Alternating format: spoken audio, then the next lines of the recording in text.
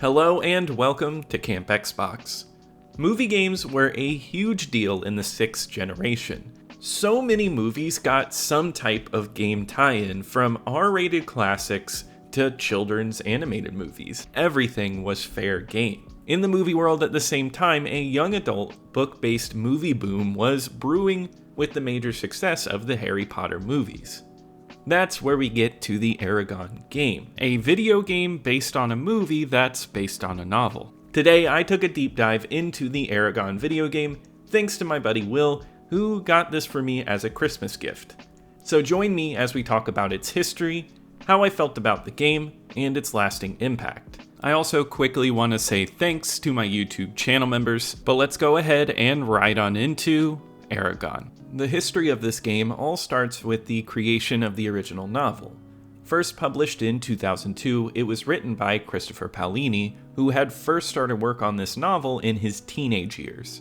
As a young person growing up in this era, I remember this book being loved by many and was a favorite at book fairs. It was a fantasy story all about dragons and elves, and it appealed to a lot of different people. I never read the book, but many did, which led to the eventual movie in 2006. It was at this time when a movie that was aimed at young people would most likely get a video game, and exactly that happened. Once again, I never saw this movie until now, but I did watch it to help support my review of this game. I can say I did not like this movie, and this game is based entirely on the movie and not the book. Yet, I do want to add that this game predates the movie by about a month when it was released on November 14th, 2006, for most major consoles of that time except for the GameCube, and it was also released on the Xbox 360. Even after the fact of the movie being bad, maybe the team at Stormfront who developed this game, that also worked on the amazing Lord of the Rings Two Towers game, might be able to make something better. Let me take a deep dive with a review and let you know if they succeeded. In Eragon, you play as the titular character, a 15-year-old boy who stumbles upon a dragon egg and raises it. The dragon egg hatches and the dragon Saphira is raised by Eragon. The two become inseparable, and later on they find out about dragon riders who are almost all extinct. Eragon, along with his role model Braum, get together to fight off the advances of the evil king trying to wipe them all out. This is only a summary of the plot, and I'll be honest with you, even this much of a summary is not told well in the video game. Just to let you know, I found the game's plot almost incomprehensible, to the point where I watched the movie in the middle of me playing, just so I could catch up. I'm not sure if it's constructed this way to avoid spoiling a lot from the movie since it predates it, but it makes any amount of the plotline displayed not interesting to follow. If you have never seen the movie or read the book, you will most likely be lost while playing it. Cutscenes are very jumbled and hop around all over the place. The characters give lines during gameplay, but it never comes through quite clearly what the motivations are. Once I saw the movie, it all made more sense, but I still could see it being confusing. It skips a lot of important sequences, or it'll stretch some out until they're uninteresting. With these movie games, it's hard to know if the team working on it was working with a rough cut and had to jumble things together to get a proper game out of it, but this one is just poorly plotted. The story points jump around with no sense of cohesiveness. If I could say one thing about the movie, at least I could follow the plot of it. Now, I am trashing the plot here, really hard, but I will say it does get better from here.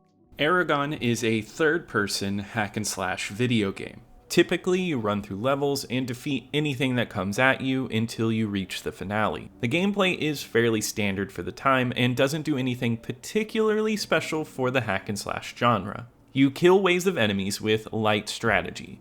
Some enemies are larger and will take more hits, while shielded enemies will have you rely on your magic to remove their shields. Eragon has the ability to pull and push with his magic, and on very special occasions, you can call upon his dragon to take out enemies.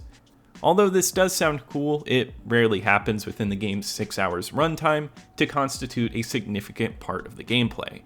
And I wish there was more dragon involvement overall, because the coolest part is the dragons, and honestly, it's only a footnote. You do get to ride the dragon, but only for 3 missions throughout the whole game. These are the standout moments of the game because it becomes a fun on-rail shooter where you fight off enemies by shooting arrows or bashing them with your tail.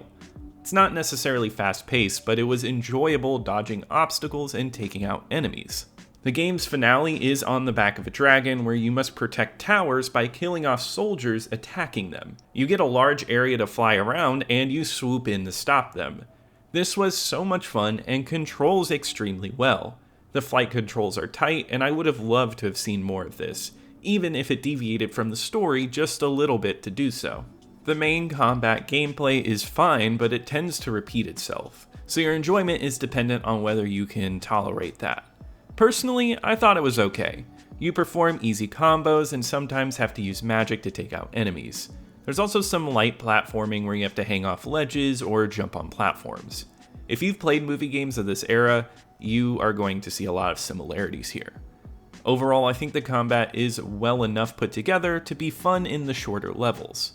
It's when you get to a few levels that go over 30 plus minutes that the tedium sets in. This is most evident in one of the game's final levels where there's a counter in the corner to kill troops. You have to kill 400, and having this counter go down slowly as you trudge through this massive level was like a death sentence on enjoyment. Knowing that it was going to be that much longer with combat that doesn't do much new, I knew it was going to be uninteresting by the end.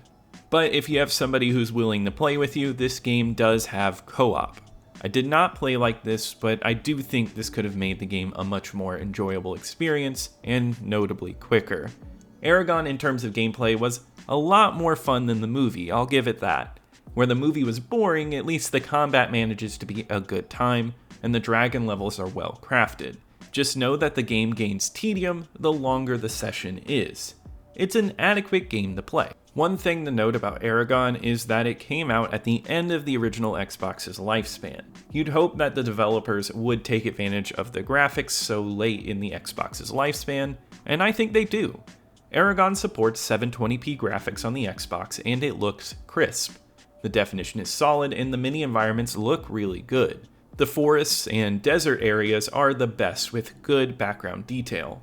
I think the city levels are just a little too gray and ugly, but this was par for the course at the time of release. It's a solid looking Xbox game and has a good style to it. I can appreciate that they put in effort to make a good looking Xbox video game, even though it was a movie game. One surprising thing is just how violent this game is though. The movie is PG-13, but I feel like it catered to the younger end of that demographic. But there's kill moves and blood throughout this game. Sure, it's no Mortal Kombat, but it's just jarring because the movie is not even remotely this violent. Now the cutscenes themselves, those look like garbage. They tried this comic book or scrapbook look where the images and backgrounds are 2D, but the characters are 3D. I like that they wanted a style, but the style here is funky. The look is never cohesive, and honestly, I think this pop art style is part of why the plot comes off as incomprehensible. The style is ugly and does not mesh well with the plain look of the game. It feels unnecessary, and I'm not quite sure why it was done when the levels have solid cutscenes within them. Just the in-between cutscenes are this overly stylized mess. The audio never really stood out to me here, which I guess is fine. I like to think that means it did its job and blended with the game well. The music just sounds like normal, big symphonic movie music, and it fits the fights very well.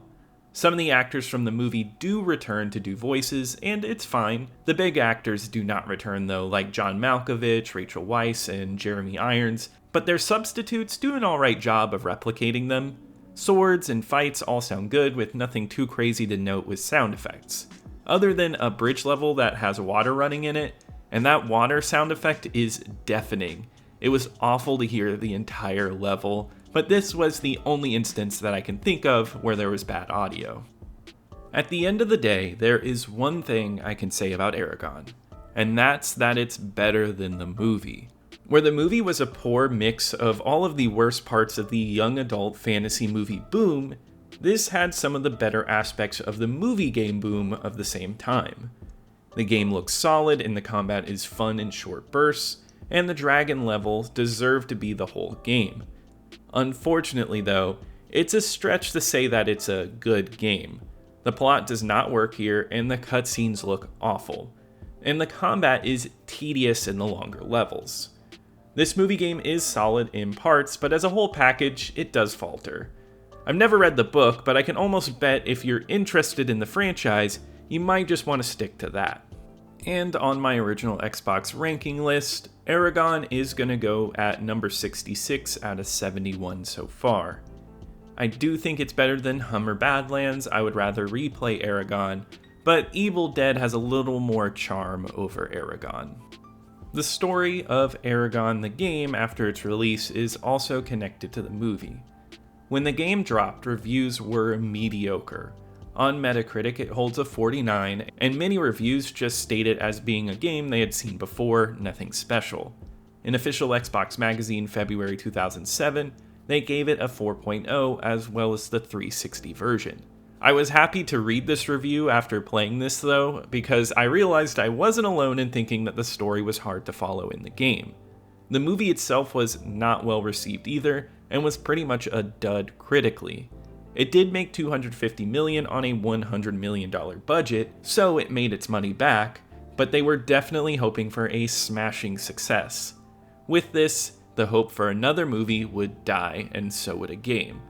The game has some who are nostalgic for it, but the consensus seems fairly low, with a total of 654 plays on the website backlogged, with an average of a 1.7.